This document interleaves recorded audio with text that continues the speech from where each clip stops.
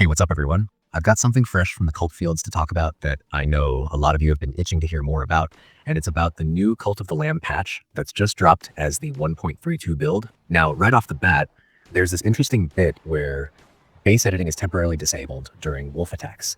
It might seem like a small thing, but if you've ever had that chaotic moment where you're trying to tinker with your base layout and all hell breaks loose with those snarling intruders, you're going to appreciate this little quality of life adjustment because it simply stops that interaction from causing problems.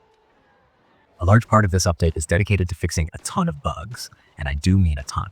The devs out there combed through issues big and small, from Mac-specific quirks where unlocking an upgrade or a structure could lead to a soft lock, to problems with endless loading screens after specific teleport actions like stepping away from Marchosius's weapon podium area. Then there are some really weird edge cases that sound almost like fan lore at this point, like Riverboy's children inheriting follower skins that weren't actually available in the game.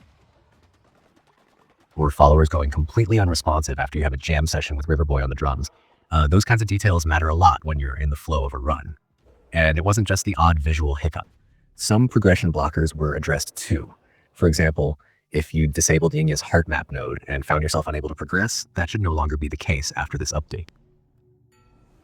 There were also pesky issues where certain rewards and fragments didn't get granted properly after indoctrination events, or where attack direction would go off script if you didn't move the mouse after switching input methods, things that might not break the game entirely, but definitely frustrated players trying to be precise in combat.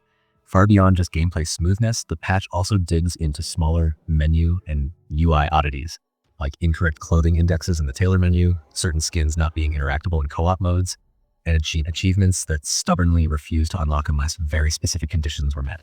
For example, Setter of Trends or Full Flock had conditions that didn't always trigger correctly, especially for base game players without certain DLC outfits.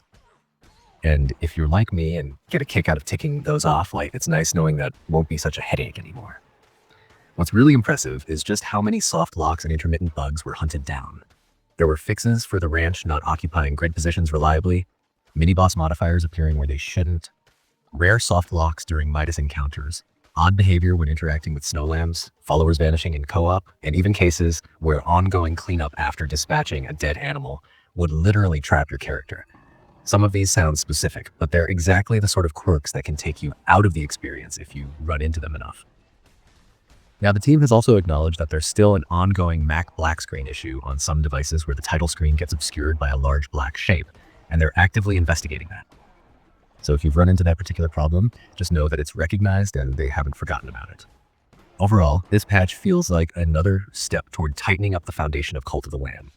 While past updates had been about adding bells and whistles, huge features like expansions, new game modes, or big content releases, this one is all about stability, polish, and making sure that the myriad of small moments and edge cases that players stumble into are addressed so that the core experience feels that much more solid. All of these fixes and improvements might seem like tiny lines in a changelog if you just skim over them.